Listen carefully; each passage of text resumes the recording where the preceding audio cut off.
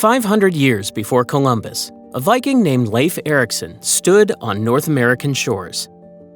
Using technology no more advanced than wood, iron, and wood sails, the Norse navigated the treacherous North Atlantic without compasses or charts, a feat considered nearly impossible by modern standards. This journey explores the evolution of Viking culture from its pre-raid origins to its lasting legacy in our modern world. You'll discover how these seafarers didn't just plunder, they created lasting kingdoms, intricate legal systems, and literary masterpieces that still influence our world today. Their story is far more complex and surprising than the simplified raiders of popular imagination.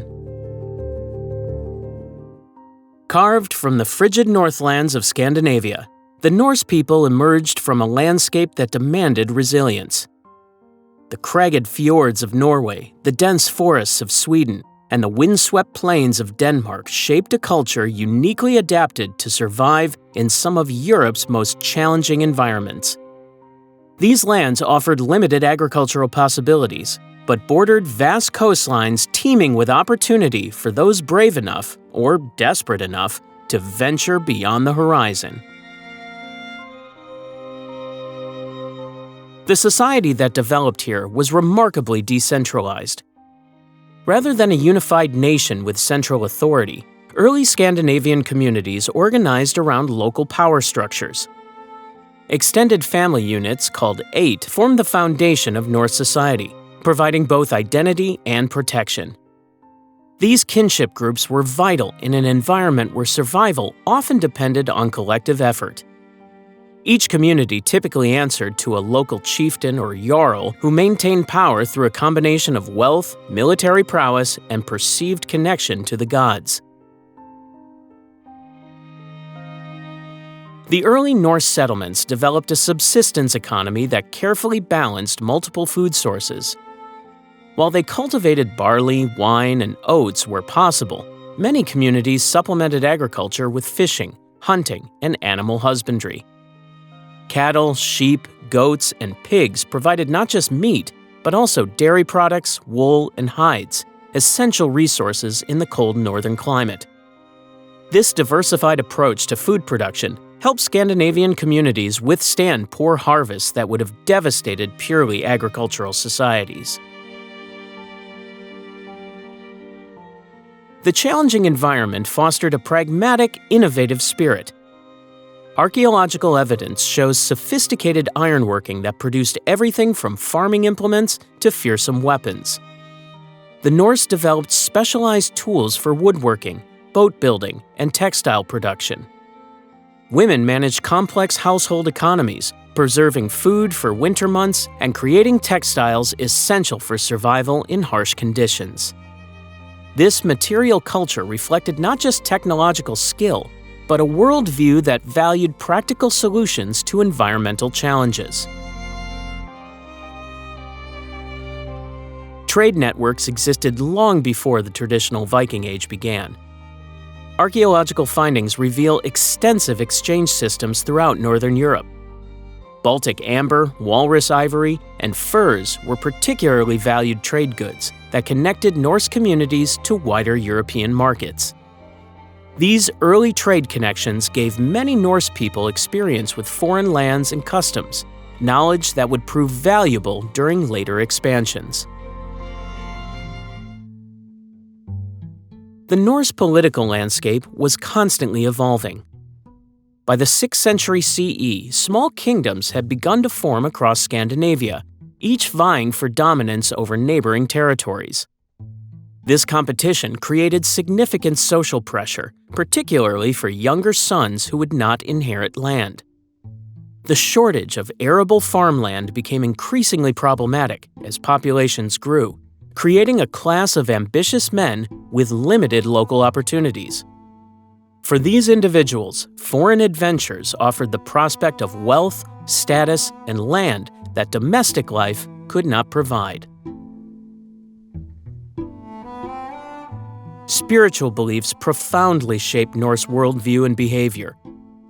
Their cosmology envisioned a universe populated with multiple races of beings, gods, giants, elves, and dwarves engaged in continuous struggle. Within this framework, humans held an important but precarious position. Warriors who died courageously in battle might be selected by Odin for Valhalla, while those who died of old age or disease faced a shadowy afterlife in hell. This belief system created powerful incentives for bold action and risk-taking, particularly for men seeking glory through combat. Long before written language became common, Norse people preserved their history and collective wisdom through oral tradition. Professional poets called skalds memorized and recited complex verses that recorded everything from royal genealogies to practical farming advice. These traditions served multiple purposes: entertainment during long winter nights, preservation of cultural identity, and transformation of practical knowledge between generations. The sophisticated memory techniques developed by skalds would later enable the recording of Iceland's remarkable sagas. The oral traditions of the skalds give us glimpses of Viking history, but centuries before these tales were first spoken, Scandinavia experienced an apocalypse so severe it may have rewritten the course of Northern European civilization. In 536 CE, the sun simply disappeared for over a year, plunging the region into darkness, starvation, and a desperate fight for survival that would ultimately forge the Viking mindset. This cataclysmic event left its mark in tree rings and ice cores, revealing that temperatures dropped by several degrees across the northern hemisphere. Archaeological evidence suggests population declines of up to 50% in some Scandinavian settlements as crops failed for successive seasons. The survivors, facing dwindling resources, were forced to adapt, developing new social structures and more aggressive resource acquisition strategies that would later characterize Viking society. But this disaster was merely one turning point in a much longer story. The Nordic Bronze Age, stretching from approximately 1700 to 500 BCE, has left us with extraordinary visual records carved directly into coastal rock faces. These petroglyphs, found throughout Scandinavia but especially concentrated in Sweden's Bohuslän region, depict elaborate scenes of ships, armed warriors, ritual processions, and hunting parties. One particularly stunning example at Tanum shows a ship carrying 13 armed figures, surprisingly similar to the Longships that would terrorize Europe for 2 millennia later. As bronze gave way to iron around 500 CE, Scandinavian society underwent dramatic restructuring. Hilltop fortifications began appearing across the landscape, suggesting increased competition and territorial conflicts. Archaeological excavations reveal specialized weapons becoming more common in burial contexts, indicating the emergence of a distinct warrior elite. At Hjortspring Moor in Denmark, archaeologists recovered a war canoe dating to 350 BCE, containing military equipment for 80 warriors, evidence of organized warfare centuries before the Viking Age. The circulation of Roman goods into Scandinavia reveals sophisticated trading networks were already operational long before the first Viking raid. Roman coins, glass beads, and bronze vessels have been unearthed at sites throughout Sweden, Denmark, and Norway, sometimes hundreds of miles from the nearest Roman frontier. At Gudme on the Danish island of Funen, excavations uncovered a massive chieftain's hall surrounded by workshops producing jewelry that combined Roman designs with Nordic motifs, demonstrating cultural exchange as early as the 3rd century CE. The spiritual landscape of pre-Viking Scandinavia was equally complex. The 4th century Galahus golden horns, masterpieces of goldsmithing later stolen and melted down in 1802, depict figures that scholars identify as early representations of Norse gods. These elaborate ceremonial objects suggest the mythology later recorded in Viking Age sources had been developing for centuries. Archaeological evidence indicates that sacred groves and bogs served as ritual centers where offerings, including weapons, jewelry, and sometimes humans, were deposited to communicate with supernatural powers. Among the most remarkable windows into pre-Viking life are the bog bodies, individuals whose remains were preserved with extraordinary detail in the oxygen-poor, acidic environments of peat bogs. The Tolland man, discovered in Denmark in 1950, dates to approximately 400 BCE. His facial features are so well preserved that his furrowed brow and peaceful expression are clearly visible after 2,400 years. The rope still around his neck tells us he died by hanging, likely as a ritual sacrifice. Analysis of his stomach contents revealed his last meal, a porridge of barley, flax, and wild plants, providing direct evidence of pre-Viking diet. These scattered settlements, trade networks, and spiritual practices gradually coalesced into more complex societies during the migration period, from 400 to 550 CE. The increasing prevalence of boat burials, where high-status individuals were interred in vessels along with wealthy grave goods, presages the famous Viking ship burials. At Vendel in Sweden, several spectacular boat graves dating to the 6th and 7th centuries contain elaborate helmets, weapons, and imported luxury goods, demonstrating the emerging power of warrior elites who would eventually organize the first Viking expeditions. From sacred burial objects to instruments of conquest, boats evolved at the heart of Norse culture. Consider this paradox. The most feared raiders in European history conquered not with superior numbers or weaponry, but with vessels so versatile they rendered traditional defenses useless. How could a simple wooden ship bring the mightiest kingdoms of Europe to their knees? The answer lies in the revolutionary design of the Viking longship. Unlike the bulky merchant vessels of their contemporaries, Norse shipwrights created a craft that combined seemingly contradictory qualities: ocean-worthy stability with extraordinary maneuverability in shallow waters. This dual capability transformed Europe's extensive river systems from natural barriers into Viking highways, allowing raiders to strike hundreds of miles inland where no naval attack had been possible before. The genius of longship construction began with the hull. Using the clinker build technique, shipwrights overlapped oak planks and secured them with iron rivets, creating a flexible shell that could absorb the punishment of rough seas without breaking. This shell-first approach differed fundamentally from Mediterranean shipbuilding methods, which built the internal frame first. The resulting vessel was light enough for 30 men to carry over land, yet strong enough to cross the open Atlantic. The keel, a massive piece of oak that formed the ship's spine, provided crucial stability without sacrificing speed. Master craftsmen shaped each keel from a single oak trunk, carefully selecting trees with the natural curve needed for the ship's profile. Around this central element, they constructed a vessel that could switch between propulsion methods as conditions demanded.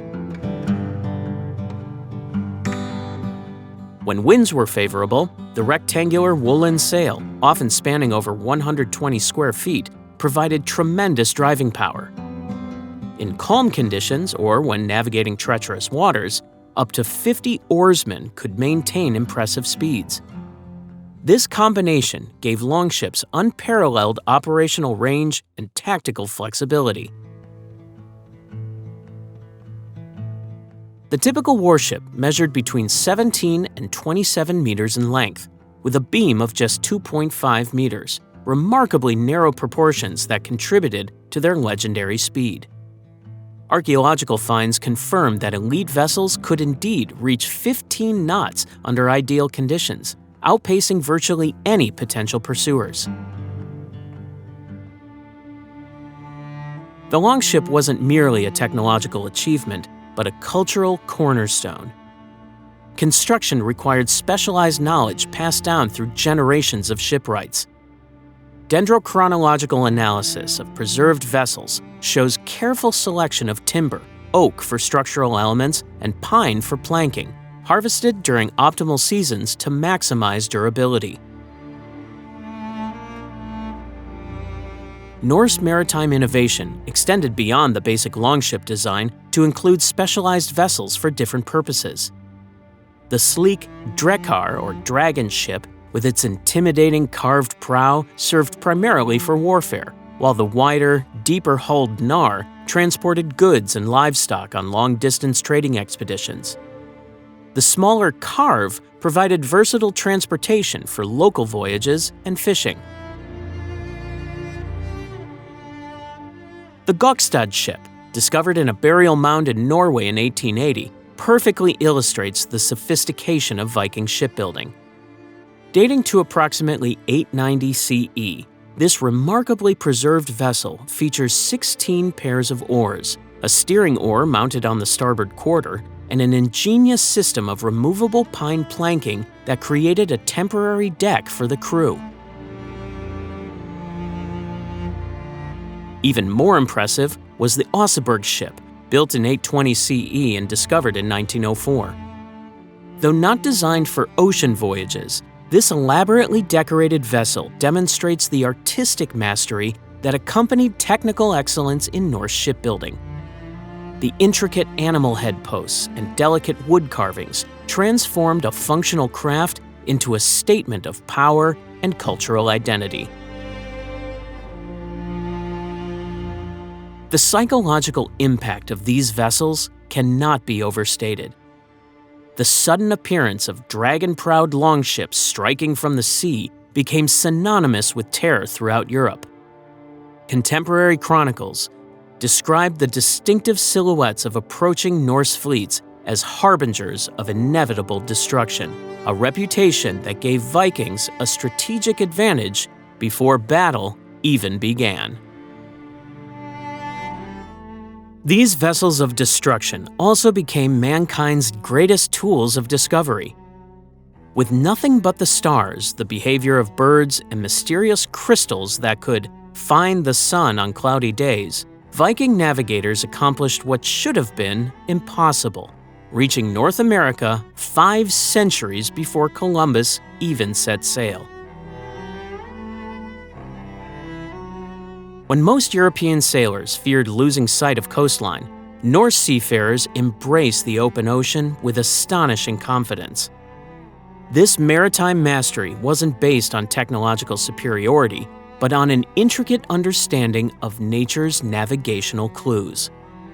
Viking sailors memorized the migration patterns of whales and seabirds, recognizing that certain species remained within specific distances from land. They observed subtle changes in ocean swells that indicated nearby islands even before they became visible on the horizon, and tracked floating seaweed and driftwood that suggested proximity to shores. Perhaps the most impressive was their use of celestial navigation. Without instruments, Viking helmsmen tracked the North Star, or Polaris, and developed a rudimentary understanding of latitude. They recognized that the height of Polaris above the horizon lowered as they sailed south and rose as they traveled north. This knowledge allowed them to maintain consistent east-west courses across featureless seas by keeping the star at the same height. Archaeological evidence suggests they may have used primitive bearing dials, wooden discs marked with cardinal directions, to track their position relative to these celestial markers. The mysterious sunstone, or solarstein, mentioned in Norse sagas may have been Iceland's spar, a form of transparent calcite crystal that polarizes light. Recent experiments have demonstrated that such crystals can indeed reveal the sun's position even through heavy cloud cover or during twilight. By rotating the crystal and observing where the double image it creates appears equally bright, navigators could locate the sun's position with remarkable accuracy, a crucial advantage in northern latitudes where overcast conditions often lasted for weeks. Vikings developed specialized terminology for the ocean's many moods and faces. They recognized 9 distinctive sea states, from the gentle kar, slightly rippled, to the terrifying hryo, or storm waves. This nuanced understanding of water conditions helped them predict weather changes hours before they occurred and adjust their course accordingly. They also maintained a complex mental record of ocean currents throughout the North Atlantic, knowledge passed orally from one generation to the next. The Norse concept of leorir, or sea routes, represents one of history's most sophisticated pre-modern navigational systems. These weren't simply directions, but comprehensive mental maps incorporating seasonal changes, ocean currents, prevailing winds, bird migrations, and distinctive landmarks. Each route contained embedded knowledge about when specific passages were safe and when they should be avoided.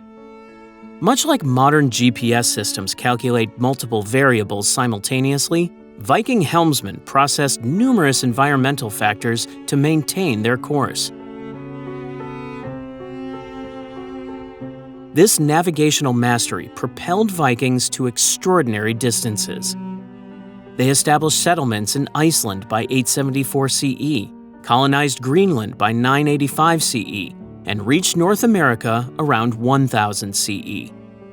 The Norse exploration of Vinland, likely Newfoundland and possibly areas further south, predated Columbus by nearly 5 centuries, an achievement modern historians increasingly recognize as one of history's most underappreciated navigational feats. One of their most ingenious navigational techniques involved bringing ravens aboard ships. When uncertain of land's direction, Vikings would release these birds, whose natural instinct is to fly towards solid ground if it's within range. If the raven circled and returned to the ship, sailors knew no land was nearby. If it flew purposefully in one direction and didn't return, the ship would follow its path. This method, described in Norse sagas, reveals a practical integration of animal behavior into navigational decision-making. The same ravens that guided Vikings to new lands would soon witness the darker purpose of their ships. On June 8, 793 CE, dawn broke over the holy island of Lindisfarne off England's Northumbrian coast.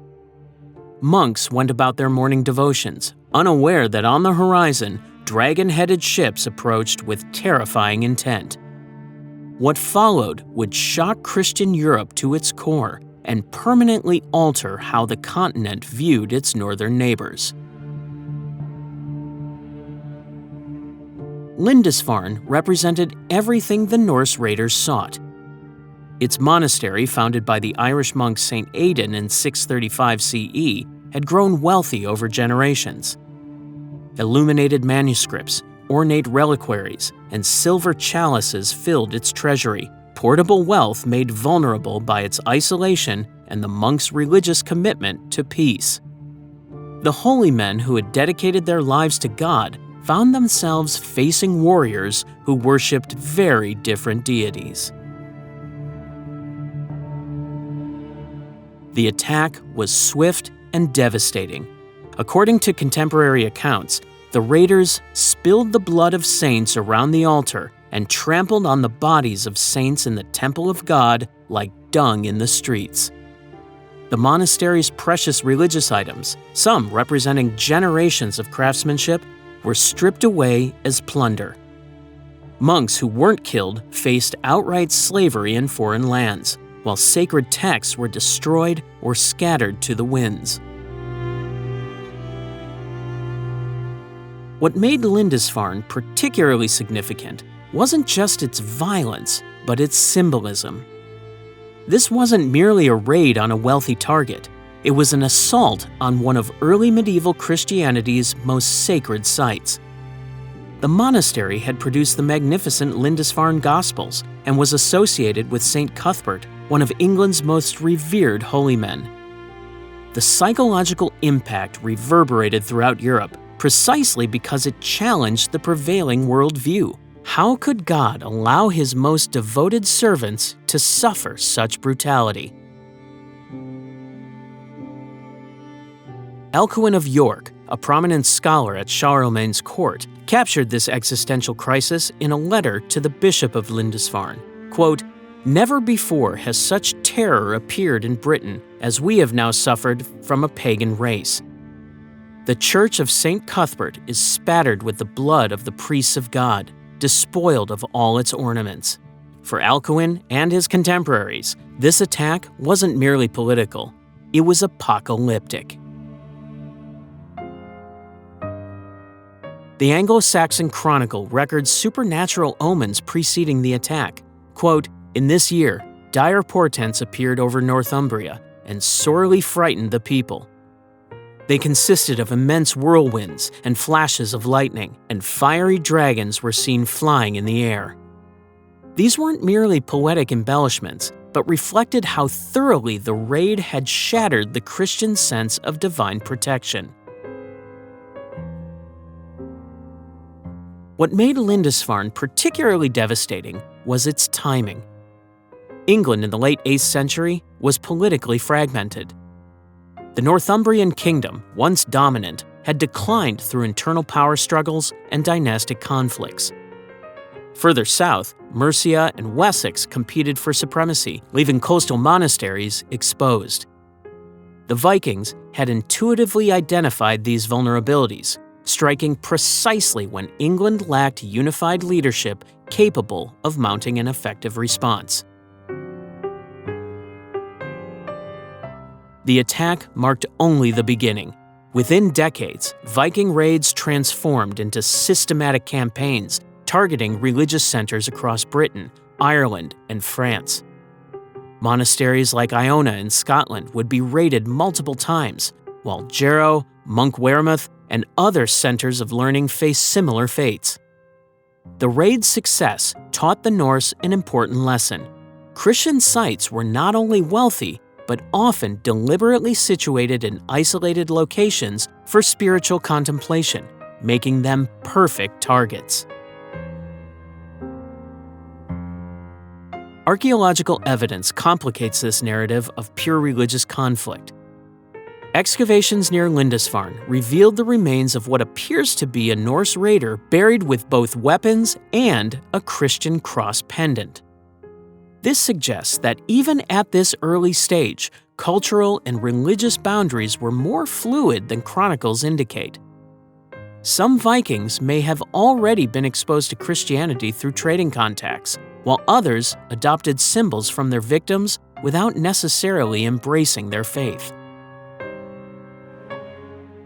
What made monasteries such irresistible targets wasn't just their isolation, but their concentrated wealth.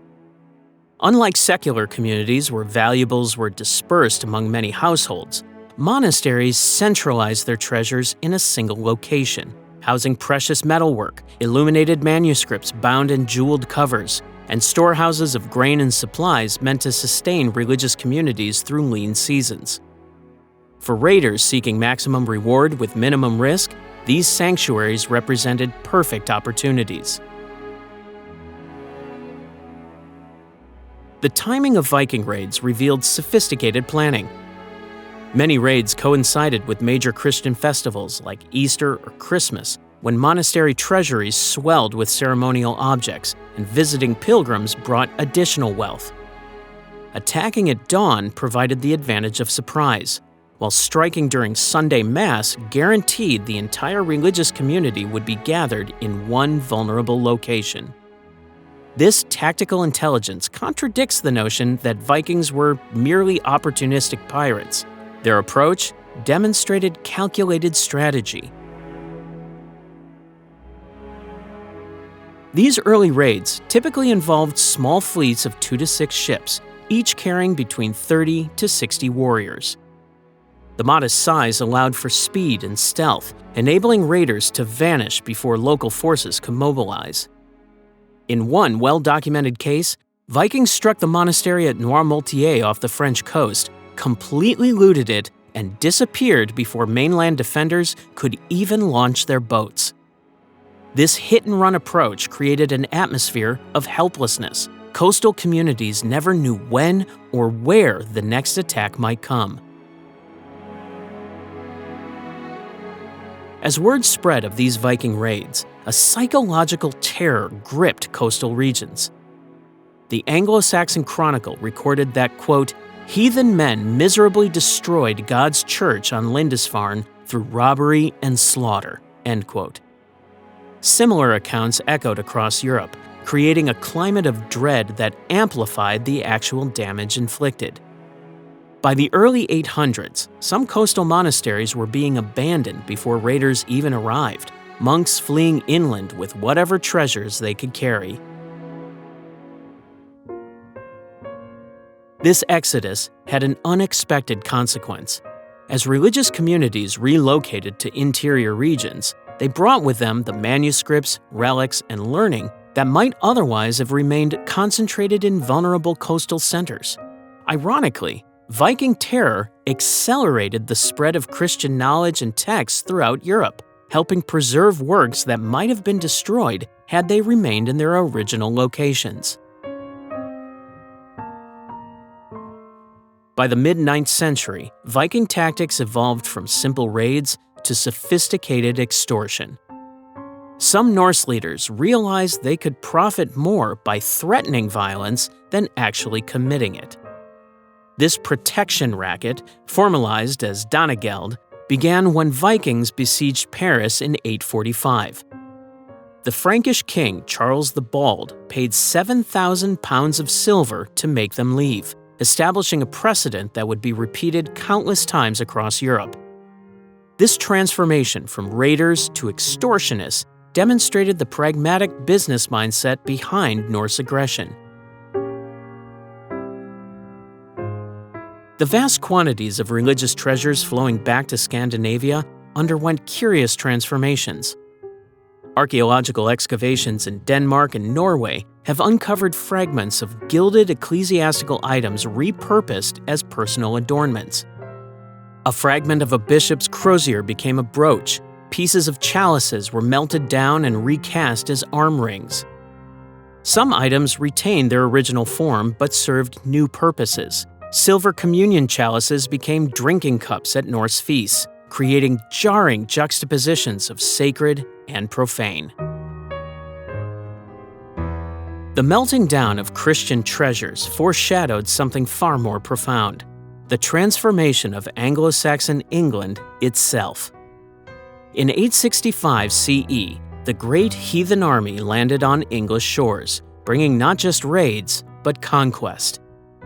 This wasn't a typical raiding party, but a massive military force led by the sons of the legendary Ragnar Lothbrok, who, according to Norse tradition, came to avenge their father's death at the hands of King Aella in Northumbria. This army represented something entirely new, a coordinated invasion force with strategic objectives beyond simple plunder. The Anglo-Saxon Chronicle recorded their arrival with dread, noting how the Vikings, quote, took up winter quarters in East Anglia, something raiders had never done before. This permanent residence signaled their intention to stay. The great heathen army moved with surprising discipline. They secured horses from local populations, creating a mobile strike force that could penetrate deep inland. By 866, they captured York, or Jorvik, one of England's major cities. The timing proved perfect. Northumbria was embroiled in civil war between rival kings Aella and Osbert, who temporarily set aside their differences to face the Viking threat. Their united resistance came too late. Both kings died attempting to retake York. As the army pushed southward, they employed sophisticated military tactics. They established fortified bases called winter camps, from which they could launch campaigns across multiple seasons. These were not temporary shelters, but defensive positions with earthworks and palisades. Archaeological evidence at Torksey in Lincolnshire reveals one such camp spanning over 55 hectares, large enough to house thousands of warriors, camp followers, and traders. The invaders systematically targeted each Anglo-Saxon kingdom. Mercia fell next, with King Burgred fleeing to Rome by 874. East Anglia's King Edmund refused to renounce Christianity or acknowledge Viking overlordship and suffered a gruesome martyrdom, tied to a tree, shot full of arrows, and beheaded. Only Wessex, under Alfred the Great, mounted effective resistance. Alfred's initial defeats taught him to adapt. He reorganized his military, created a system of fortified towns called burhs, and developed a standing army. His victory at Edington in 878 forced the Viking leader Guthrum to accept baptism and withdraw his forces to the northeast. The Treaty of Wedmore that followed established a formal boundary between Alfred's territory and what would become known as the Danelaw. The Danelaw encompassed roughly the northeastern half of England, stretching from London to Northumbria. Within this territory, Norse customs, language, and legal practices took root. The very term Danelaw refers to the areas where Danish law rather than Anglo-Saxon law prevailed.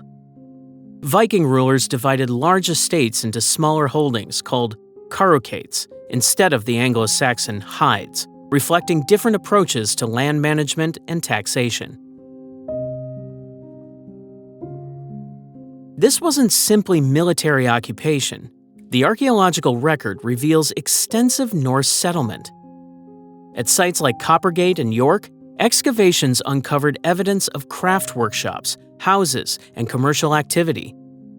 The Vikings established 5 fortified urban centers known as the 5 boroughs: Lincoln, Nottingham, Derby, Leicester, and Stamford, which became administrative and commercial hubs. Viking influence penetrated everyday life in remarkable ways. Old Norse contributed over 2,000 words to the English language. Everyday terms like sky, egg, knife, and husband. More than 1,400 place names in England bear Norse elements. Thwaite indicates cleared land, Toft, a homestead, Thorpe, a secondary settlement, and By, a farmstead or village. The concentration of these names form a linguistic map of the Danelaw's boundaries. The Norse settlers gradually integrated into English society. Many adopted Christianity within a generation, though often retaining distinctive burial practices that combined both traditions. Intermarriage with Anglo-Saxon women created a hybrid population. In some regions, distinctive Anglo-Scandinavian art styles emerged, blending Norse animal motifs with Christian symbolism. The Danelaw wasn't a monolithic entity, but varied regionally in its cultural character. In Yorkshire, Norwegian influence from Dublin mixed with Danish elements, creating distinctive cultural patterns different from those in East Anglia. This regional diversity demonstrates how the Viking presence wasn't simply imposed, but negotiated and adapted to local conditions. The complex cultural tapestry of the Danelaw didn't emerge overnight. It began with a single, terrifying invasion force that changed European history forever. The Great Heathen Army of 865 represented something historians still struggle to explain. How did a decentralized society of farmers and seasonal raiders suddenly produce a sophisticated military machine capable of conquering kingdoms? This wasn't merely a larger version of previous raids. Archaeological evidence reveals a force with strategic foresight and operational discipline far beyond typical raid parties. The army traveled with blacksmiths, leather workers, and other craftspeople essential for maintaining military equipment during extended campaigns. Their movements followed a calculated pattern, establishing defensive winter camps, launching coordinated spring offensives, then consolidating gains before the next advance. Recent excavations at Thetford in East Anglia have uncovered evidence of metallurgical workshops producing arrow points and repairing mail armor, suggesting the army traveled with a complete logistical infrastructure. Even more telling are the remains of extensive food processing areas, indicating they had solved the challenge of feeding thousands of warriors far from home, a hallmark of professional armies throughout history. The army's leadership structure revealed sophisticated command and control. While popular imagination pictures wild berserkers, the reality involved careful coordination between multiple chieftains with distinct responsibilities. Archaeological evidence from Repton shows that the winter camp of 873 to 874 CE included a complex of defensive earthworks engineered to protect a fleet beached along the River Trent. The D-shaped fortification incorporated an existing church, demonstrating pragmatic adaptation of existing structures for military purposes. Perhaps the most intriguing is the mass burial at Repton, where over 250 individuals, predominantly robust males, were interred in a charnel deposit. Stable isotope analysis of teeth from these remains shows individuals from diverse Scandinavian regions, confirming the army was a coalition of warriors from across the Norse world rather than a single kingdom's force. Unlike typical Viking warbands, the Great Army included professionals who had fought together in Ireland, Scotland, and continental Europe before arriving in England. The army's technological edge extended beyond weapons. They utilized sophisticated siege tactics previously unknown in England, constructing siege engines and employing mining operations to undermine defensive walls. Documentary evidence from Frankish sources describes similar Viking armies using catapults against Paris in 885, suggesting these techniques were part of a shared military knowledge base among Norse elite warriors. Numismatic evidence, the study of coins, reveals another dimension of their strategy. Within 2 years of establishing control over York, the Vikings began minting their own currency, suggesting immediate concern with economic administration. These coins, bearing both Christian crosses and Norse symbols, weren't merely propaganda tools, but practical instruments for taxation and commerce, showing remarkable administrative foresight. The most fascinating aspect of the Great Army's campaign was its adaptability. Initially focused on plunder and revenge, its leaders quickly recognized opportunities for permanent settlement. By 876, a portion of the army under Halfdan began dividing Yorkshire among its followers, assigning land grants called sokelands that became the foundation of Norse-English society. This distribution system created a network of loyal warriors with a stake in maintaining Norse rule, effectively transforming raiders into a landed aristocracy. What began as an invasion force gradually evolved into a colonization effort. Skeletal remains from settlements established in the army's wake show Norse men buried alongside Anglo-Saxon women, revealing a pattern of intermarriage that accelerated cultural integration. Within 2 generations, these communities developed distinctive hybrid identities, maintaining some Scandinavian traditions while adopting local customs and Christian practices. The pattern of raid, conquer, and settle played out differently in Francia than in England. Imagine sailing 120 longships up the Seine River during the holiest week of the Christian calendar, then demanding the equivalent of 7,000 pounds of silver from the most powerful ruler in Western Europe. When the Vikings turned their attention to Paris, they weren't just seeking plunder, they were challenging the very foundations of Carolingian power. The Seine River became a highway for Norse ambition, allowing raiders to penetrate deep into the Frankish heartland. Paris, situated on an island in the middle of the river, represented both a strategic choke point and a symbol of Frankish wealth. In 845, during Easter week, a massive fleet under the command of a chieftain named Ragnar arrived at the city gates.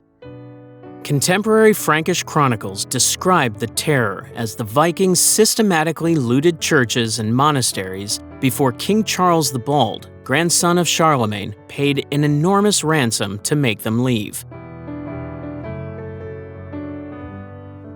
This first assault established a pattern that would repeat throughout Francia: attack, devastate, and extract payment. But the most dramatic confrontation came 4 decades later. In December 885, a Viking force estimated at 10,000 to 30,000 warriors in hundreds of ships approached Paris. This time, the city was better prepared. 2 stone bridges spanned the Seine, blocking the Vikings' passage upriver, while Count Odo and Bishop Goslin had reinforced Paris's defenses. What followed was one of the most remarkable sieges of the medieval period. The Vikings constructed sophisticated siege engines, including catapults and battering rams. They attempted to fill the river with debris and trees to bypass the bridges. When direct assaults failed, they tried undermining the towers. The Franks countered with boiling oil, stones, and improvised weapons. One Frankish chronicle describes how defenders dropped wax-covered barrels filled with stones onto Viking siege towers, crushing them. The siege dragged through winter into spring. Disease spread through both the Viking camp and the city. When Bishop Goslin died in April 886, morale within Paris plummeted. Yet Count Odo made a daring journey through enemy lines to secure reinforcements, returning with a small relief force that boosted defender spirits. Despite being overwhelmingly outnumbered, the Parisians held firm. By autumn 886, Emperor Charles the Fat finally arrived with the main Frankish army. But instead of driving away the Vikings, he negotiated a settlement, paying them 700 pounds of silver and granting them permission to raid Burgundy instead. This betrayal of Paris shocked contemporaries and further undermined Carolingian authority. The emperor was deposed the following year, and Count Odo, the hero of Paris, was elected king of West Francia. The siege's aftermath accelerated political fragmentation across Francia. Local nobles who had successfully defended their territories gained legitimacy and power at the expense of the faltering Carolingian dynasty. Rather than maintaining a unified response to Viking incursions, regional powers began making separate arrangements with Norse warlords. Some Frankish rulers took the extraordinary step of granting land to Viking leaders in exchange for protection against other raiders. The most consequential of these arrangements came in 911, when Charles the Simple granted territory around the lower Seine to a Viking leader named Rollo. This region would eventually become Normandy, named for the Northmen who settled there. Rollo agreed to defend the Seine Valley against future raiders and converted to Christianity, establishing a pattern that would transform Vikings from enemies into neighbors. The sieges of Paris revealed not just Viking military capabilities, but their political sophistication. They understood the symbolic importance of attacking the former Carolingian capital during religious festivals. They recognized when to press military advantage and when to negotiate payment. Their adaptability, Switching between raiding, siegecraft, and settlement made them impossible to counter with conventional strategies. This political sophistication would evolve into something far more extraordinary than mere raiding tactics. What happens when the very people who terrorized a civilization become its rulers? In just 5 generations, the descendants of Viking raiders would transform from outsiders demanding silver at spear point to aristocrats commanding one of Europe's most sophisticated feudal states. The story begins with Rollo, a formidable Norse warrior whose origins remain debated. Some sources he came from Norway, others from Denmark. What's certain is that by 911 CE, he had become powerful enough that Charles the Simple, king of the Franks, saw more opportunity in alliance than resistance. The Treaty of Saint-Clair-sur-Epte formalized an unprecedented arrangement. Rollo received extensive lands around the Seine River mouth in exchange for protecting Francia from future Viking raids and pledging loyalty to the crown.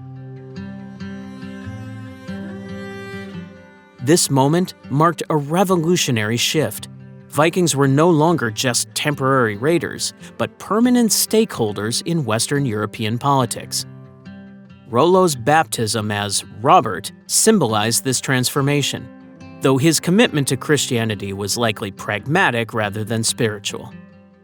The former sea wolf now had the responsibility of governing the very territory his countrymen had terrorized for decades. What followed was one of history's most remarkable cultural transformations. Within a single generation, Rollo's followers abandoned their Norse language for French, their pagan practices for Christianity, and their egalitarian warrior bands for a sophisticated feudal hierarchy. By 927 CE, Rollo's son William Longsword was conducting court business entirely in French, though he still maintained contacts with Scandinavian allies. The emerging Norman identity was neither purely Frankish nor Norse, but a distinctive hybrid. They maintained their ancestors' military prowess while adopting continental administrative systems. This cultural fusion produced a uniquely dynamic society that valued both innovation and tradition. Norman nobles built stone castles using advanced defensive architecture, while decorating them with distinctively Norse-influenced art motifs. Their religious transformation was particularly striking. The grandchildren of men who had plundered monasteries became enthusiastic church patrons. Duke Richard I from 942 to 996 founded the Abbey of Fécamp, while his son Richard II established dozens of religious houses across Normandy. The former raiders channeled their organizational talents into creating one of medieval Europe's most efficient governments, with careful record-keeping and a centralized administrative system that was remarkably advanced for its time. Normandy's military capabilities continued to expand through the 10th and 11th centuries. Norman knights developed a distinctive fighting style that combined Viking aggression with Frankish cavalry tactics.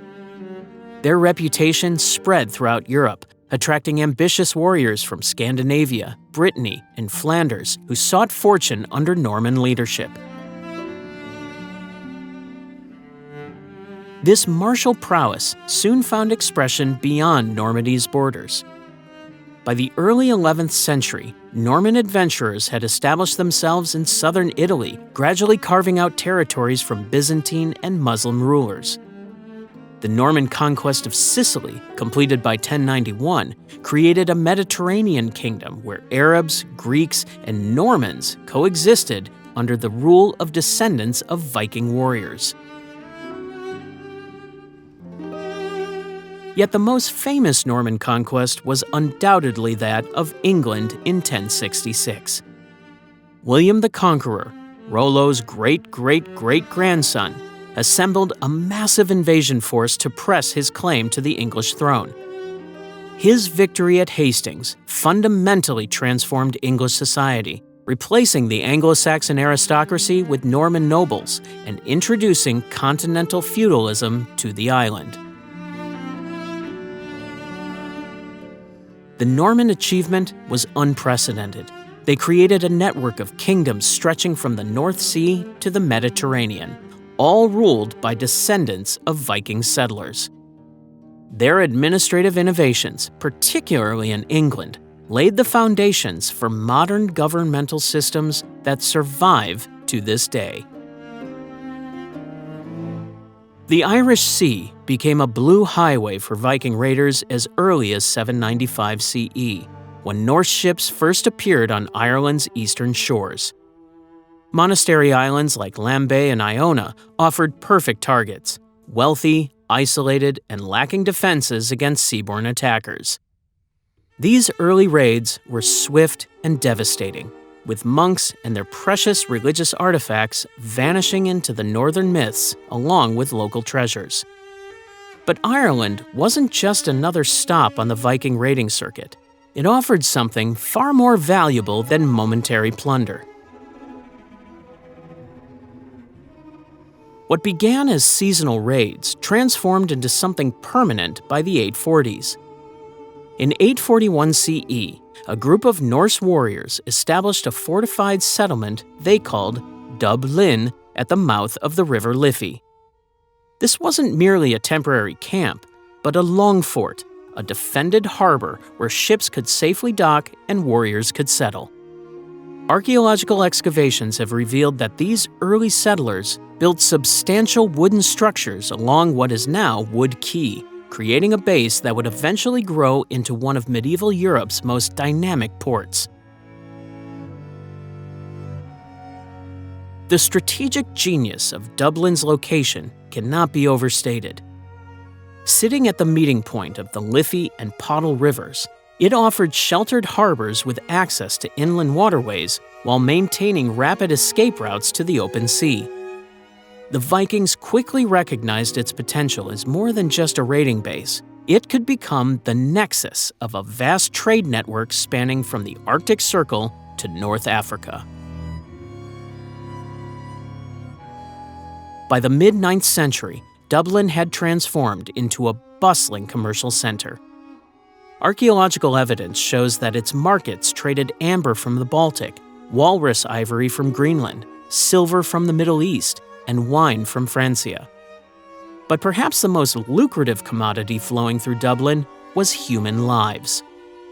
The slave trade formed the dark cornerstone of Dublin's economy, with Irish captives shipped to markets as far away as Constantinople and Baghdad. Excavations have uncovered slave chains and holding pens near the waterfront, grim reminders of this brutal commerce. The Norse weren't content merely to trade in Ireland. They sought to rule it. By the late 9th century, Viking leaders had established themselves as kings of Dublin, with influence extending far beyond the settlement's wooden walls. The most famous of these rulers, Olaf Guthfrithson, controlled territories on both sides of the Irish Sea in the 930s, creating a Norse maritime kingdom that challenged existing power structures. These Viking kings didn't rule in isolation, however. They intermarried with the Irish nobility, creating complex dynastic alliances that blurred the lines between native and newcomer. Dublin's growth under Norse rule was remarkable. By the year 900, it had expanded from its original fortifications to cover several acres, with specialized quarters for craftsmen, merchants, and shipwrights. Archaeologists have uncovered evidence of sophisticated urban planning, unusual for early medieval Europe. Streets laid out in grid patterns, stone-lined sewers, and designated industrial zones for metalworking and leather tanning. The city's population swelled with a diverse mix of Norse settlers, Irish natives, and traders from across Europe and beyond. This Norse dominance wouldn't last forever. As Irish kingdoms reorganized and strengthened in response to the Viking presence, powerful leaders emerged to challenge Norse control. Brian Boru, High King of Ireland, led a coalition against Dublin's Norse rulers and their allies at the Battle of Clontarf in 1014. Though Brian himself was killed, his forces prevailed, marking the beginning of the end for independent Viking power in Ireland. Yet, even in defeat, the Norse legacy remained woven into the fabric of Irish society. Even as Vikings lost their grip on Irish shores, the reputation of their warriors remained etched in the nightmares of those who faced them. How did men sailing from a sparsely populated northern land become Europe's most feared fighters? The answer lies not in the myths we've inherited, but in battlefield realities that archaeological evidence is only now bringing to light. At the heart of Viking combat effectiveness was the shield wall, or skjaldborg. Warriors would interlock their shields, typically round, wooden, and rimmed with iron, creating an almost impenetrable barrier. This formation wasn't static, but could advance steadily or hold ground against charges. The discipline required to maintain these formations under pressure reveals a level of training rarely acknowledged in popular depictions of Viking warriors as wild berserkers. The typical Viking warrior carried a spear as his primary weapon, economical, versatile, and deadly effective. Axes were also common, with their curved edges capable of hooking onto shield rims to tear them down. Contrary to what Hollywood might suggest, swords were luxury items, often passed down through generations and bearing names and histories. These blades represented significant wealth, with pattern-welded steel requiring specialized knowledge to forge. The finest examples combined functionality with intricate decoration on hilts and pommels. Archaeological findings have definitely settled the question of Viking helmets. No horns. Real Norse helmets were practical combat gear, typically conical with a nasal guard to protect the face. The misconception of horned helmets originated with 19th century Romantic painters and was later cemented by Wagner's operas. Actual battle helmets were designed for deflecting blows rather than looking intimidating. Among the ranks of Norse warriors were the legendary berserkers, elite fighters who entered battle in a state of trance-like fury. Contemporary accounts describe them howling like beasts, biting their shields, and showing supernatural strength and fearlessness. Some theories suggest they used mind-altering substances like fly agaric mushrooms or alcohol, while others propose psychological conditioning techniques. Whatever their methods, they served as shock troops to break enemy morale through fear. Viking combat wasn't just about brute force, but tactical adaptability. In England, they excelled at rapid cavalry movements, dismounting to fight and remounting to reposition. On rivers, they mastered the ambush, using terrain knowledge to trap larger forces. At sea, their boarding techniques leveraged specialized weapons like boarding axes with hooks for grabbing ship rails. This tactical flexibility made Vikings unpredictable opponents who could exploit weaknesses in conventional defenses.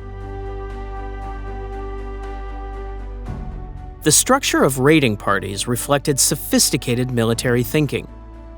A core of hardened veterans provided stability and experience, while younger warriors brought energy and aggression.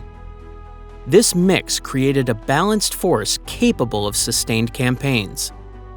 Leadership fell to proven fighters rather than nobles by birth, creating a meritocracy that rewarded innovation and effectiveness. Experimental archaeology has revealed the devastating power of Viking weapons. Tests with replica axes show that a skilled warrior could split a shield or even a helmet in a single strike.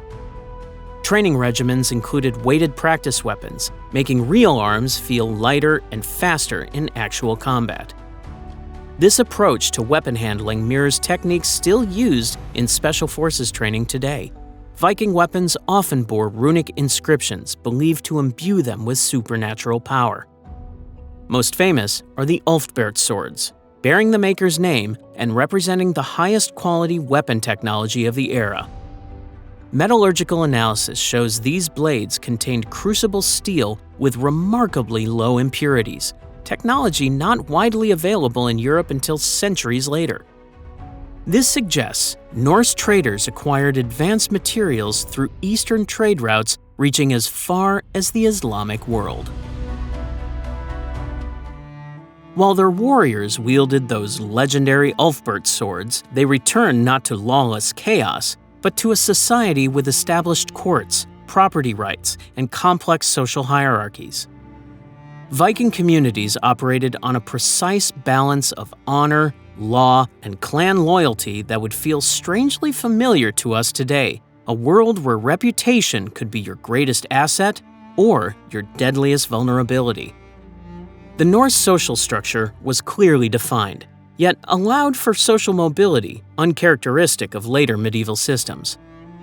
At the top stood the jarls, chieftains and nobles who owned vast lands and commanded loyalty through a combination of birth, wealth, and martial prowess. Below them, the carls, free farmers, craftspeople, merchants, and sailors, constituted the majority of Norse society. These weren't downtrodden peasants, but proud, independent landowners who participated in governance and could amass considerable wealth. At the bottom were the thralls, slaves captured in raids or born into bondage, who performed the most difficult labor but could sometimes earn or purchase their freedom. The heart of Viking governance was the Thing, an assembly of free men that combined elements of parliament, court, and festival. Here, under open skies at sacred locations, communities gathered to resolve disputes, establish laws, and even elect kings. Iceland's Althing, established in 930 CE, represents the oldest continually functioning parliamentary system in the world. During these assemblies, skilled orators could sway public opinion, while legal experts called law speakers recited complex legal codes entirely from memory, preserving them through generations before they were written down. Justice in Norse society functioned without prisons or police forces. Instead, the community itself enforced judgments through a sophisticated system of compensation and social pressure. Murder, for instance, required payment of vergild, or man payment, to the victim's family, with amounts carefully calibrated according to the victim's social status. Those who refused to abide by legal judgments faced the terrifying sentence of outlawry. Declared wolf-headed, they could be killed on sight without consequence, expelled from the protection of law and community. Family bonds formed the foundation of Norse society, with households often spanning multiple generations under a single roof. The importance of bloodlines manifested in elaborate recitations of genealogy, with some Icelanders today still able to trace their ancestry back to the original Viking settlers. Blood feuds could persist for generations, with each killing demanding a response. Yet, even these conflicts operated within cultural boundaries, with specific rules about who could be targeted and when revenge was appropriate. Contrary to their violent reputation abroad, Norse communities maintain internal order through complex honor codes. A person's word was their bond, with oaths sworn on arm rings or weapons carrying supernatural weight. Reputation, determined by courage, honesty, generosity, and wisdom, was carefully guarded through both deeds and careful navigation of social expectations. Even a verbal insult could damage one's honor so severely that Norse law recognized specific, quote, words of fighting that legally justified physical retaliation. The Vikings' cultural life extended far beyond raiding and warfare. Winter evenings in great halls featured feasting accompanied by skaldic poetry, intricate verses praising leaders' exploits or commemorating historic events. These poems employed complex metaphorical language called kennings, where simple concepts like ship might become sea steed or wave rider. Games of strategy like Nefatafel, similar to chess, demonstrated tactical thinking, while physical competitions in wrestling, stone lifting, and weapon skills maintained warrior readiness during peaceful times. Archaeological discoveries continue revealing surprises about Norse domestic life. Far from being unwashed barbarians, Vikings prized personal hygiene, with excavations uncovering tweezers, ear scoops, combs, and other grooming implements as common burial goods. Saturday was known as washing day, or laugardagar, and communal bathing was a regular social activity. Archaeological findings have reshaped our understanding of Viking society, but perhaps no discovery has been more revolutionary than the famous Birka warrior grave in Sweden. For over a century, archaeologists confidently identified this high-status burial, complete with weapons, tactical game pieces, and 2 sacrifice horses, as belonging to a male military leader. The 2017 DNA analysis revealed something that shattered conventional wisdom. The occupant was female. This single discovery forced historians to reconsider everything they thought they knew about gender roles in Norse society. While their male counterparts raided foreign shores, Norse women wielded remarkable power at home. The husfru, or housefru or mistress, commanded respect and authority that would have shocked contemporaries in other European societies. When men departed for months or years on trading voyages or raids, these women didn't merely maintain households, they governed them. They managed agricultural production, directed servants and slaves, and made critical decisions affecting family prosperity and survival.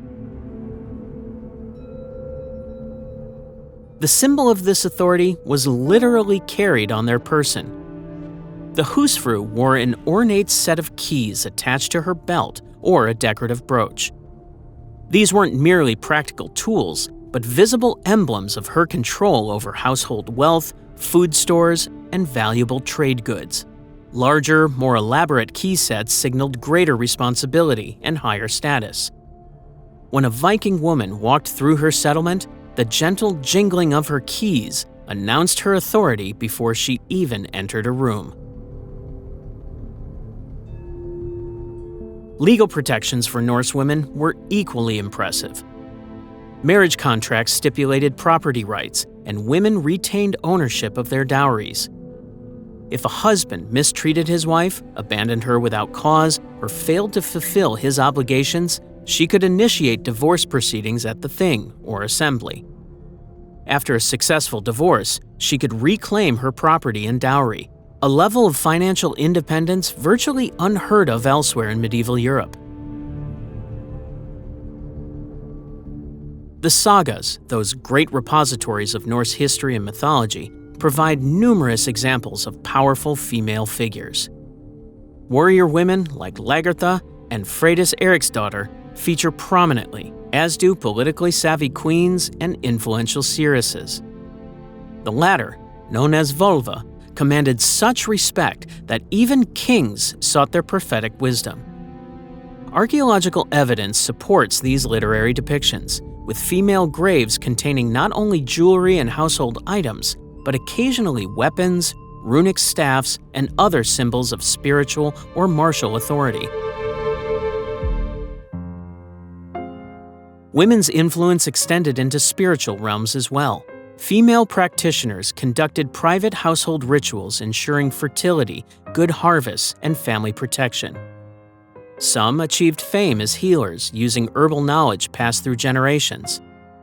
The Volva traveled between settlements performing seyur, complex magical rituals involving trances, prophecy, and communication with other worlds. Their ceremonial staffs, special clothing, and ritual knowledge gave them status transcending ordinary social boundaries.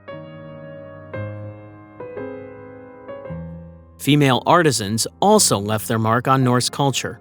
The archaeological record reveals women working as skilled craftspeople creating textiles, jewelry, and decorative items. Some mastered runic writing, becoming skaldkoner or female poets, who preserved family histories and created commemorative verses. Their textile work, especially the creation of sails for longships, was crucial for Norse expansion and trade. Without these intricately woven sails, the Viking Age might never have happened at all. Though less common than their male counterparts, evidence suggests some women did participate in combat. Recent reevaluations of burial sites across Scandinavia have identified multiple female graves containing weapons and warrior equipment. While some scholars suggest these might represent symbolic rather than practical associations, others point to historical accounts of shield maidens and the growing archaeological evidence that at least some women took up arms. The Burka warrior wasn't necessarily typical, but she was part of a tradition with deep historical roots. Beyond the battlefields where female warriors carved their legacy, lies a volcanic island that witnessed perhaps the Vikings' most revolutionary act.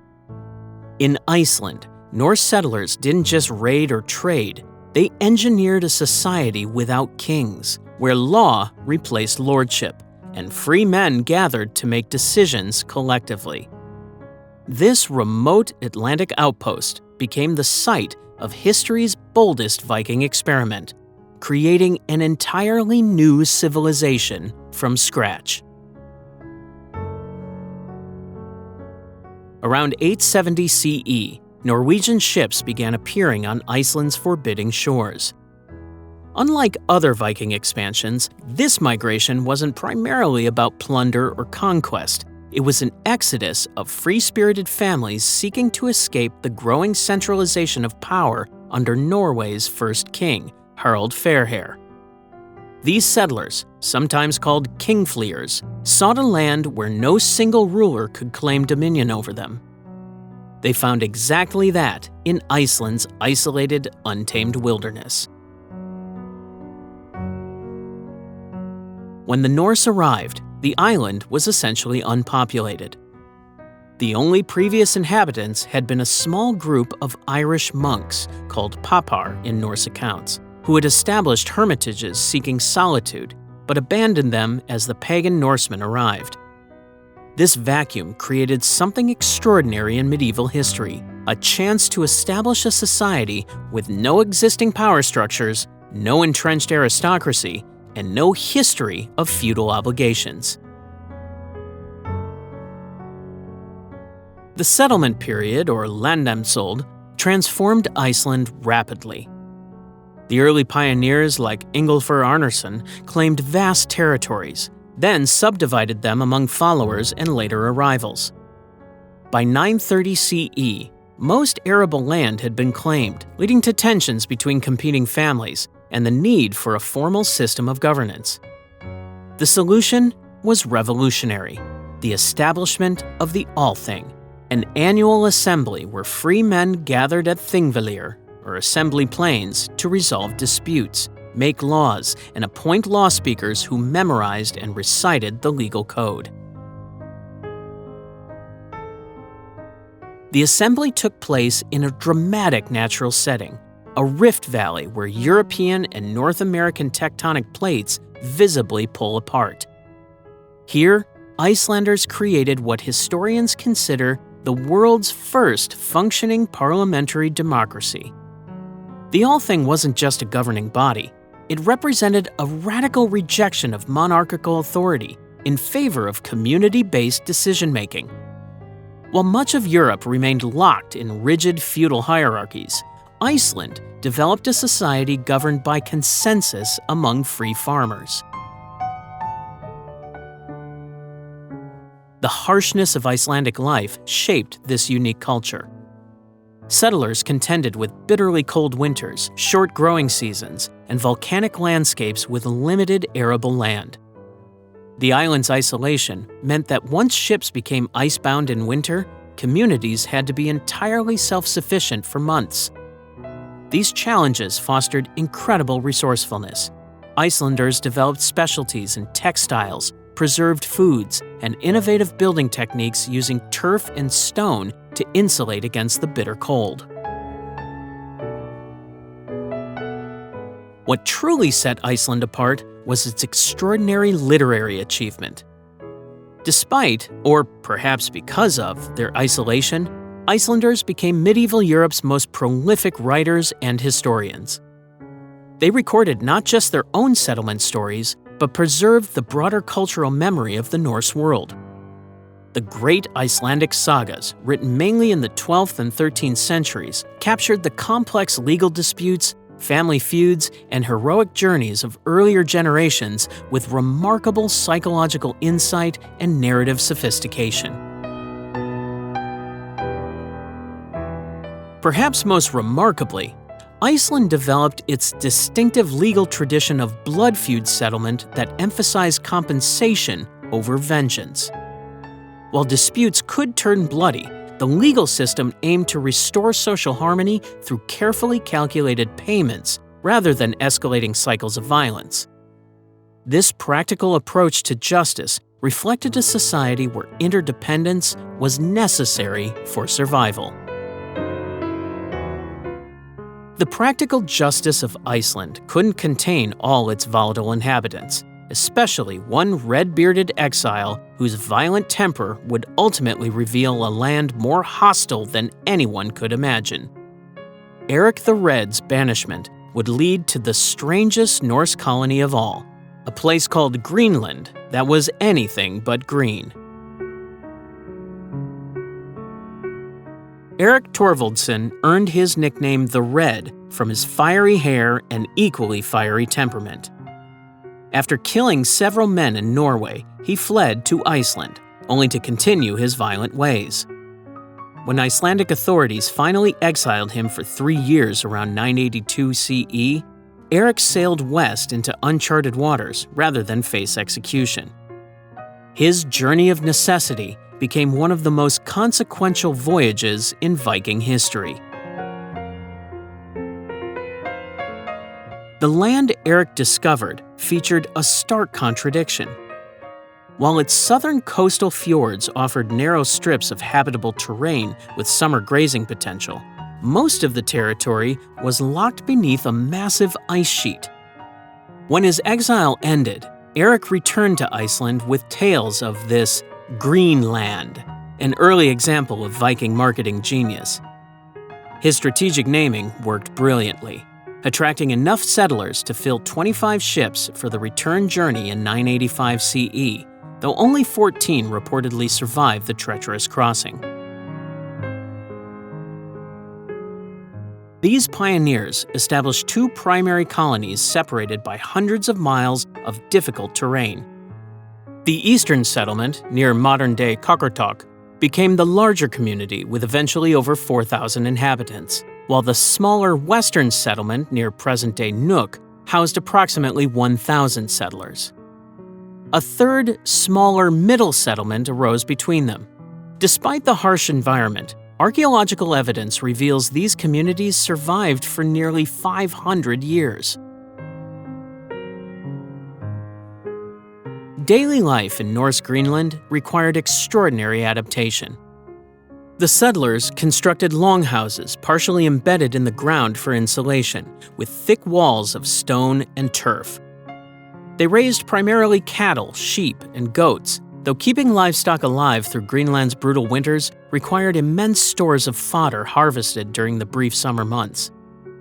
Hunting supplemented their diet critically. Seal meat provided essential protein and fat, while walrus and narwhal ivory became their most valuable export commodity.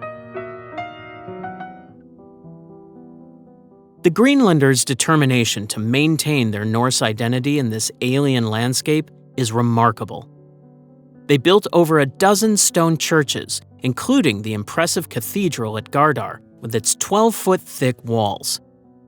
They imported European goods at great expense, fragments of church bells, stained glass, bronze pots, and fine textiles have been uncovered by archaeologists. This insistence on European cultural trappings reveals both pride and perhaps psychological necessity. Their identity as Europeans rather than Arctic peoples mattered deeply to them. Around 1200 CE, the Thule people, ancestors of modern Inuit, migrated into Greenland from northern Canada. These Arctic specialists had technologies perfectly adapted to hunting marine mammals through sea ice, tools the Norse never fully adopted, despite their presence just miles away. Evidence of interaction between the two groups remains sparse and ambiguous. A Norse ivory carving shows a figure in distinctly Inuit-style clothes, and rare Thule artifacts have been found at Norse sites, but no clear pattern of sustained contact emerges. The collapse of the Norse Greenland colonies remains one of history's most haunting mysteries. By the early 1400s, both settlements had vanished. Multiple factors likely contributed to their demise. The Little Ice Age brought colder temperatures, shortening growing seasons, and increasing sea ice that hampered maritime connections. The Black Death devastated Norway, diminishing interest in maintaining trade with their remote colony. Without regular European contact, the vital walrus ivory trade collapsed as African elephant ivory became more available in European markets. Perhaps most critically, the Greenlanders held fast to their European farming identity despite mounting environmental challenges. Unlike the Inuit, who thrived through their specialized focus on hunting marine mammals, Norse settlers continued investing precious resources into livestock and crops even as conditions worsened. Their European cultural identity, initially a source of pride and meaning, may have ultimately prevented the adaptations necessary for long-term survival. As the Greenland colony struggled against the encroaching ice, one man sailed west beyond the edge of the known world. What Leif Erikson discovered there would remain hidden from European consciousness for half a millennium, despite being potentially the most significant geographical discovery in human history. Around the year 1000 CE, a Norse merchant named Bjarni Herjolfsson was blown off course while sailing to Greenland. Though he never landed, he reported sighting unknown coastlines to the west. These tantalizing tales reached Leif Erikson, son of Eric the Red, who purchased Bjarni's ship and assembled a crew of 35 men to investigate these mysterious lands. Unlike his father, who named Greenland misleadingly to attract settlers, Leif would name what he found according to their most striking features.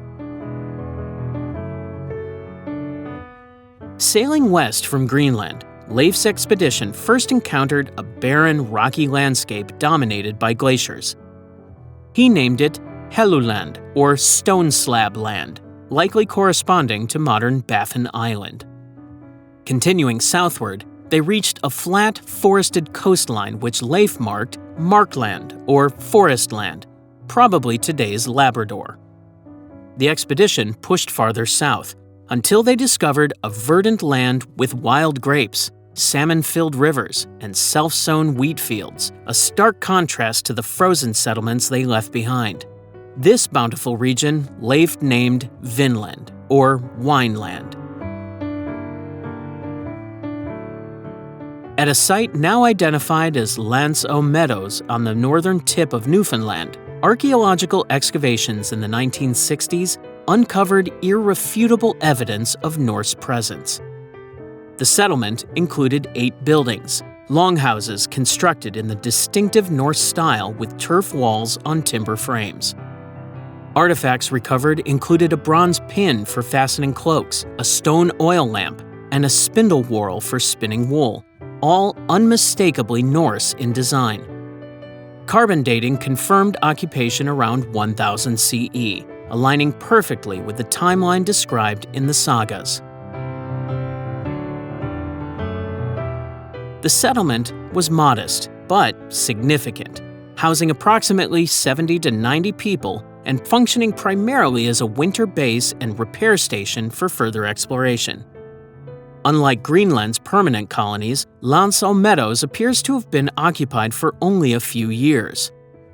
From this base camp, smaller expeditions ventured further south, possibly reaching regions as far as the Gulf of St. Lawrence or even New England.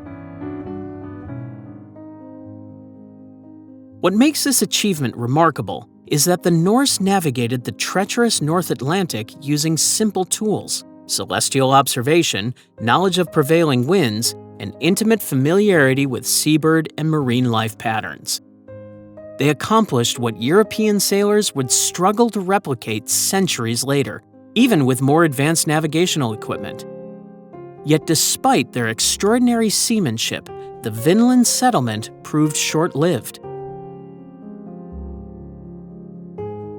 The Norse encounters with indigenous peoples, whom they called Skrælingjar, ultimately shaped the fate of the Vinland settlement. Initial interactions were peaceful, even including trade, but relations deteriorated into violence. The saga accounts describe the Norse being overwhelmed by superior numbers despite their weaponry advantage. Thorvald Eriksson, Leif's brother, was reportedly killed by an arrow during one such confrontation. Leif himself never returned to Vinland after his initial voyage. Leadership of subsequent expeditions fell to his siblings and other prominent Greenlanders. The most ambitious attempt at permanent settlement came from Thorfinn Karlsefni, who led a group of 160 settlers, including women and livestock. After 3 years of struggle against harsh winters and increasingly hostile relations with indigenous peoples, they abandoned the colony and returned to Greenland. The story of Vinland was preserved in two primary sources: the Saga of the Greenlanders and the Saga of Eric the Red, written down centuries after the events they describe. While they differ in details and attribute discoveries to different individuals, both confirm the Norse presence in North America 5 centuries before Columbus. The archaeological evidence at Landsau Meadows transformed these accounts from mere legends to confirmed history. The Vinland sagas that preserve the Norse exploration of North America represent just the tip of the literary iceberg, a vast collection of narratives that served as the collective memory of an entire culture. How did a largely pre-literate society manage to preserve such detailed histories across generations? The answer lies in the remarkable memory tradition of medieval Iceland, where oral storytelling reached its pinnacle as both entertainment and cultural preservation. Unlike the grand mythological epics of many ancient cultures, the Icelandic sagas present themselves with almost journalistic restraint. Their narrators rarely editorialize, instead allowing events to unfold through action and dialogue, creating an illusion of objectivity that masks their artistry. This matter-of-fact style, describing even the most violent blood feuds or supernatural encounters with the same measured tone as a farming dispute, gives the sagas their distinctive voice and lasting power. Behind this literary tradition stood the skalds, professional poets whose intricate verse forms served as mnemonic devices. Their complex metrics, with rigid patterns of alliteration and internal rhyme, made their compositions remarkably resistant to change over time. The skald's reputation depended on both creativity and accuracy, the ability to praise a patron king's victories while faithfully preserving historical details. These weren't just mere entertainers, but living archives whose memories preserved centuries of Norse history through generations. Among the most celebrated works is Njál's saga, a masterpiece of psychological complexity recounting a destructive feud between families. Its protagonist, the wise Njal Borgerson, proves that a Norse hero could be defined by wisdom rather than martial prowess, while its female characters demonstrate remarkable agency. When Bergbora and Helgeror's mutual hatred escalates into violence, the saga portrays them not as accessories to male conflict, but as primary actors driving the narrative forward. Equally compelling is Egil's saga, depicting a complex warrior poet whose contradictions embody the Viking spirit. Egil Skallagrimsson, berserker, runemaster, and creator of some of the finest skaldic verse, once saved his own life by composing a praise poem overnight for King Eric Bloodaxe, who had sworn to execute him. The saga seamlessly blends historical events with personal drama, showing how individual temperament shapes destiny in the Norse worldview. The Laxdæla saga presents one of literature's great love triangles, where the beautiful Gworun Osviversdottir chooses one man while loving another. Her famous line after her beloved's death, "To him I was worst whom I loved best," captures the tragic sensibility that runs through the saga tradition, where fate often thwarts human desires despite all precautions. These narratives aren't simply tales of heroes, but complete social histories preserving everyday life. They document farming techniques, legal proceedings, domestic arrangements, and trade networks with remarkable attention to detail. We learn how rooms were arranged in longhouses, how disputes over grazing rights were settled, and how marriages were negotiated between families. This granular detail makes the sagas invaluable historical documents, not just literary works. Perhaps most remarkably, archaeology continues to validate saga accounts with surprising frequency. The farm dimensions described in Grettir's saga matched excavated remains. Trade routes mentioned in Egil's saga align with artifact distribution patterns. Even the climate shifts recorded in the Greenland sagas are confirmed by ice core samples. While supernatural elements and dialogue must be approached critically, the saga's geographical and material culture descriptions have repeatedly proven reliable. The preservation of these texts represents cultural persistence against overwhelming odds. When the Codex Regius manuscript, containing much of the Poetic Edda, disappeared in the 1600s, Norse mythology nearly vanished from human knowledge. Its rediscovery decades later saved these ancient poems from oblivion. Other manuscripts survived fires, volcanic eruptions, and political upheavals through the dedication of collectors like Arne Magnusson, who rescued priceless vellum pages from farmers using them as clothing patterns or window coverings. Those rescued vellum pages contain the blueprint to a universe unlike any other religious system in Europe, one where Thor's hammer still echoes in our Thursday, where Odin's wisdom lingers in our Wednesday. These weren't just entertaining stories, but windows into an entire worldview that shaped how the Norse understood their place in the cosmos. At the center of this cosmology stood Yggdrasil, an immense ash tree that connected 9 distinct worlds. Its 3 great roots extended to different realms. One reached to Asgard, the fortress home of the gods, another to Jotunheim, land of the giants, and a third to Niflheim, the primordial realm of ice and mist. Humans inhabited Midgard, the middle realm, protected from the surrounding chaos by a fence made from the eyelashes of the primordial giant Ymir, whose dismembered body formed the physical universe itself. Unlike the clear hierarchies of Greek or Roman pantheons, Norse deities belonged to 2 distinct families, the warlike Aesir and the fertility-focused Vanir. Their initial conflict ended in a truce, symbolized by hostage exchanges that brought figures like Njord, Freyr, and Freya from the Vanir into Asgard. This mythological merger created a pantheon where war and fertility, conquest and growth existed in necessary tension. Odin, the Allfather, embodied this complexity. He sacrificed his eye at Mimir's well for wisdom and hung himself from Yggdrasil for 9 nights to gain knowledge of the runes.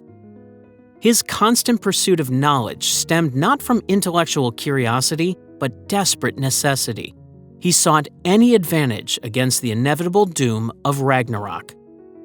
This apocalyptic battle would claim not only Odin, but also his son Thor, who despite his mighty hammer Mjolnir would fall to the poison of the Midgard serpent. Norse worship reflected this pragmatic relationship between humans and gods. Archaeological evidence from sites like Opakra in Sweden reveals sacred spaces were typically modest, often groves, lake shores, or clearings marked by wooden posts. The famous temple at Uppsala, described by Adam of Bremen, appears exceptional rather than typical. Quote, "In this temple, entirely decked out in gold, the people worship the statues of 3 gods. Thor is said to preside over the air, governing thunder and lightning, winds and showers, fair weather and crops." Worship centered around communal rituals called blots, where offerings ranged from food and drink to precious metals and animals. The autumn blot ensured winter survival, while spring ceremonies secured fertile fields. Larger sacrifices marked crises or significant events, as Ibn Fadlan famously documented among the Rus, quote, "They gathered and constructed a large vessel. They approached the wooden post that had a face like a human's and prostrated themselves before it."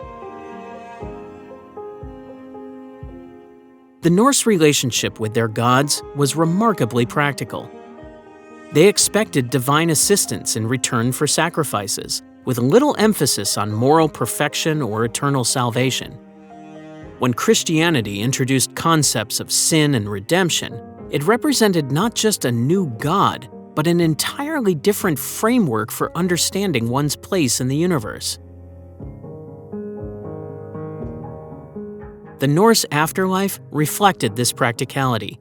Warriors who died bravely might be chosen by Odin's Valkyries for Valhalla, where they would feast and fight until Ragnarok. Others might join Freya in Folkvanger, dwell with Hel in her cold realm, or remain near the burial mounds as Draugr, or undead guardians. This diversity of afterlife options contrasted sharply with Christianity's heaven or hell binary. Perhaps most remarkable was how Norse religion existed without centralized authority or sacred texts. Their cosmology was transmitted entirely through oral tradition, artistic representations, and ritual practice. The intricate poetic structures of Eddic verse served as memory devices, preserving myths across generations with surprising consistency. While Norse myths were preserved through poetry, their beliefs about death were written in earth and ash. Beneath the great burial mounds of Scandinavia lies evidence of a people who invested more resources in their journey to the afterlife than almost any other ancient culture, and for whom the boundary between the living and the dead remains surprisingly permeable. For Vikings, death represented a journey requiring careful preparation. Archaeological excavations across Scandinavia revealed that burial practices varied by region, status, and era, but all shared a common purpose: equipping the deceased for transition to another realm. The body might be cremated or inhumed, depending on local tradition and belief. In coastal regions, boat burials became the signature of Viking funeral customs, where vessels that once carried warriors across seas would carry their souls to eternity. The grandest of these ship burials, tells us much about Viking cosmology. At Sutton Hoo in England, a 90-foot vessel became the final resting place of what was likely a 7th century Anglo-Saxon king with strong Scandinavian connections. The undisturbed chamber amidships contained a wealth of treasures, including a ceremonial helmet, shield, and sword, items a ruler would need in the afterlife. Similar grand vessels have been found at Gokstad and Tune in Norway, confirming this wasn't an isolated practice, but part of a widespread belief system. Mortuary ritual differed dramatically between social classes. Where chieftains might command elaborate ceremonies lasting days or weeks, common farmers received simpler treatment, though still with careful attention to proper ritual. Archaeologists have identified patterns in grave orientation, with many bodies positioned along north-south axes, possibly aligning with cosmic forces. The positioning of hands, sometimes peacefully at the sides, other times clutching weapons, suggests beliefs about how one should meet whatever awaited beyond. The extraordinary preservation of the Oseberg burial provides our clearest window into elite Viking funerary practices. Discovered in 1904 near the Oslo Fjord, this 9th century ship burial contained the remains of 2 women surrounded by a breathtaking collection of artifacts. The meticulously carved wooden sled featuring interlaced animal motifs, 15 horses sacrificed as companions, and 4 elaborately decorated bedposts suggests these weren't ordinary individuals, but women of immense social and spiritual importance. One may have been a queen, the other perhaps her attendant or a priestess. Their burial represents weeks of community effort and enormous material investment. Preparation for the afterlife required more than possessions. It demanded ritual knowledge. Expert practitioners prepared the body according to specific protocols, perhaps washing it with particular herbs or anointing it with oils before dressing it in formal attire. Ibn Fadlan, an Arab diplomat who witnessed a Rus, Swedish Viking, funeral on the Volga River in 922 CE, described a slave girl voluntarily joining her master in death through a complex ceremony involving ritual intoxication, sexual intercourse with male attendants, and finally, strangulation before her body was placed beside her master's on the ship. The Norse afterlife reflected their complex vision of the cosmos. While we tend to focus on Valhalla with its endless feasting and fighting, this destination was reserved for specific warriors chosen by Odin. The goddess Freyja claimed half of those slain in battle for her hall, Folkvanger, though what happened there remains largely unknown. Most ordinary Norse likely expected to join their ancestors in Hell's realm, a shadowy place neither particularly punishing nor rewarding, simply the natural continuation of family lines. Fear of improper burial created its own folklore. Tales of Draugr, corporeal undead who could physically interact with the living, spread throughout the Norse world. Unlike ghosts, these reanimated corpses possess superhuman strength and malevolent intent. The Icelandic Eyrbyggja saga tells of Thorolf Twistfoot, whose improperly handled corpse rose to terrorize the countryside until locals exhumed his body, decapitated it, and reburied it far from human habitation. Such accounts reinforce the critical importance of proper funerary procedures. As the Viking longships ventured beyond Scandinavian shores, they encountered more than just new territories. They faced Christianity, a sophisticated faith backed by powerful kingdoms and an extensive clerical infrastructure. Unlike their polytheistic worldview where gods were seen as unpredictable forces to be appeased, Christianity presented a single, all-powerful deity with a promise of salvation. This collision of spiritual systems would reshape Norse identity over centuries.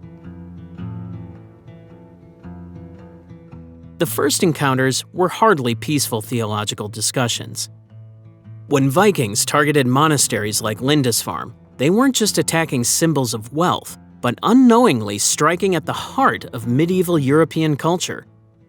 These monastic centers preserved knowledge, maintained political connections, and represented divine protection. Each raid inadvertently exposed Norse warriors to Christian concepts, architecture, and ritual objects that made their way back to Scandinavia as plunder. As political realities shifted, many Norse leaders recognized that religious conversion offered tangible advantages. King Harald Bluetooth's embrace of Christianity around 965 CE marked a pivotal moment in this transformation.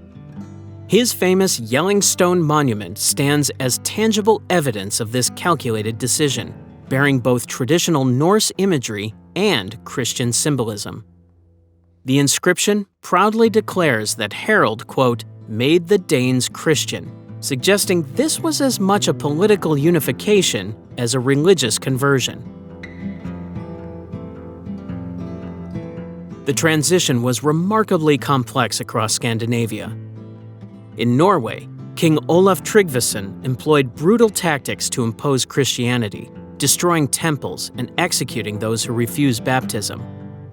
His successor, Olaf Haraldsson, later Saint Olaf, continued these forceful methods until his death in 1030, after which he was transformed into a martyr and symbol of Norwegian Christian identity, a remarkable evolution for a king once known for his violence. Conversion stories reveal the practical considerations that often trumped theological conviction. The Icelandic chieftain Helgi the Lean exemplified this pragmatic approach, reportedly praying to Christ for sea voyages but calling upon Thor for matters of war and strength. This spiritual hedging allowed many Norse people to navigate the uncertain transition period without fully abandoning their ancestral beliefs. Archaeological evidence from burial sites tells a fascinating story of religious blending. Graves from the 10th and 11th centuries frequently contain both Christian crosses and pagan amulets, suggesting that families wanted to ensure their deceased relatives received proper passage regardless of which afterlife awaited them. At Borg in Lofoten, excavations revealed a chieftain's hall that contained both Christian items and spaces clearly dedicated to traditional rituals, indicating coexistence rather than immediate replacement. Sweden's conversion process was particularly gradual, with King Olaf Skotkonung accepting baptism around 1008, yet ruling over a predominantly pagan population.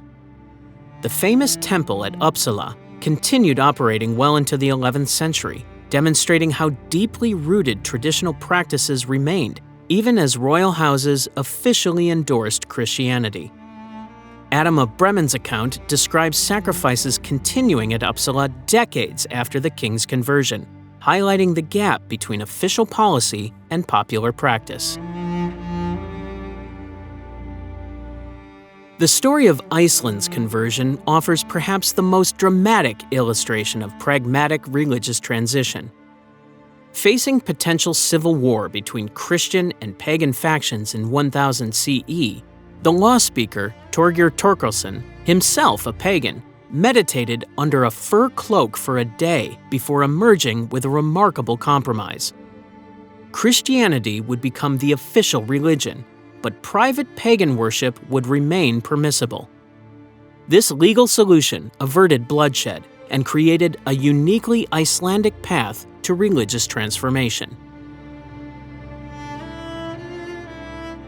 The literary legacy of this transitional period appears throughout Norse sagas, where characters navigate conflicting spiritual loyalties. In Njál's saga, the character of Halar of Sioa accepts baptism but negotiates permission for the elderly and children to continue making offerings to the old gods. While in the saga of the people of Eyri, the ghost of a dead pagan must be relocated when a church is built, a narrative that symbolizes the awkward displacement of old beliefs. These religious compromises mark just one aspect of a Norse world in transition. While we often picture Viking culture ending in a blaze of battle glory, the truth reveals a more complex fate.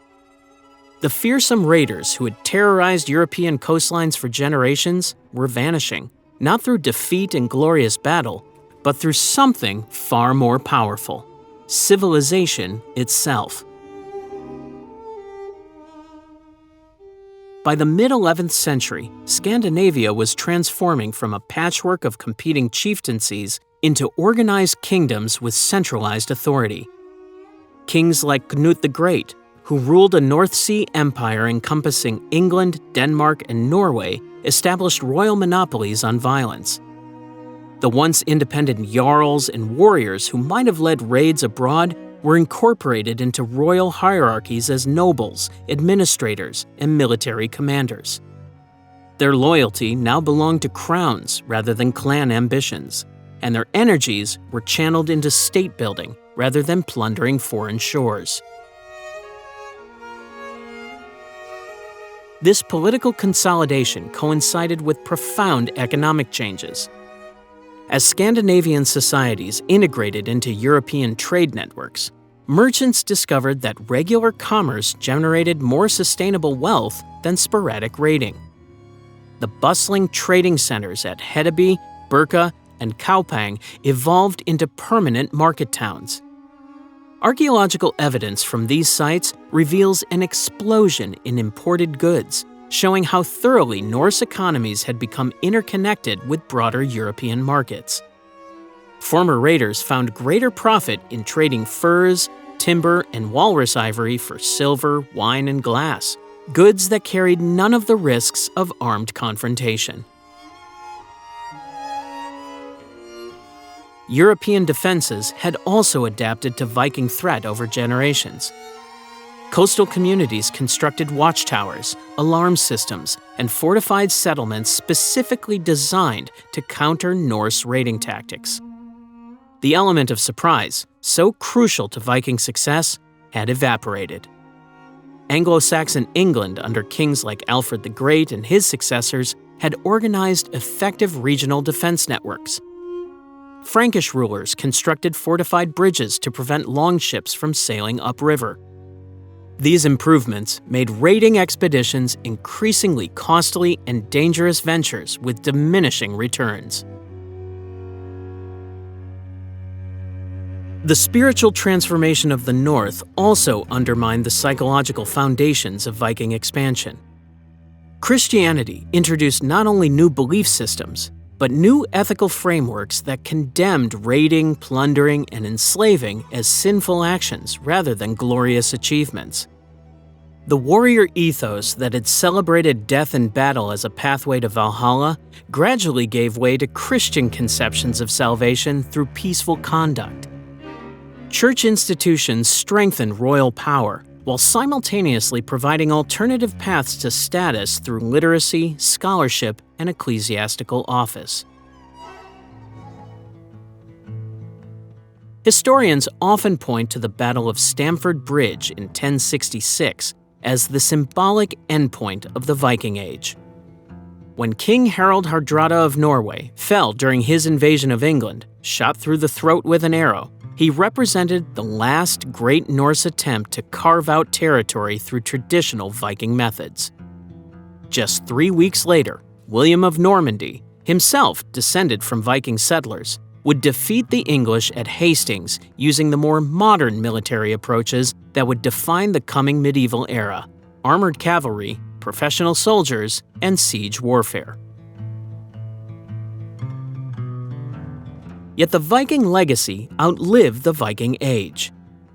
Their genetic footprint remained embedded across Northern Europe, with recent DNA studies revealing extensive Norse ancestry in regions of Britain, Ireland, Normandy, and beyond.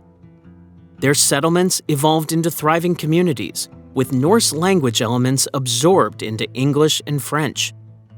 Their building techniques and artistic motifs influence European architecture and decorative arts for centuries. Some Norse warriors found new roles in distant lands, most famously the elite Varangian Guard of the Byzantine Empire. This unit of axe-wielding Scandinavians served as the emperor's personal bodyguard in Constantinople, maintaining their distinctive northern identity while operating within the most sophisticated political system of medieval Europe. Far from their homeland, these men represented the transformation of the Viking ethos, their martial skills now employed not for raiding, but for protecting civilization's treasures. The Viking legacy isn't just about conquest, it's a story of resilience and transformation. Their adaptability still inspires us today.